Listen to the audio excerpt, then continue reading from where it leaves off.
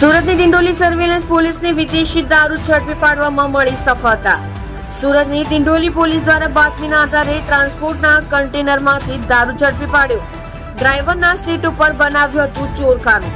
આજકાલ દારૂ માફિયાઓ દ્વારા વિદેશી દારૂ સુરત શહેર અને જિલ્લામાં અવારનવાર કિમીઓ અપનાવી લાવવામાં આવતો હોય છે। ત્યાં જ સુરતની ડિંડોલી પોલીસ દ્વારા ડિંડોલીમાંથી પસાર થઈ રહેલા એક ટ્રકને રોકી તેની ચેક કરતા ડિંડોલી પોલીસ પણ ચોંકી ગઈ હતી, જેમાં ટ્રકની અંદર ઉપરના ભાગે ચોરખાનું બનાવી વિદેશી દારૂ લાવવામાં આવી રહ્યો હતો, જેમાં ડિંડોલી પોલીસ દ્વારા ટ્રક અને વિદેશી દારૂ કબજે કરી આગળની વધુ તપાસ હાથ ધરી।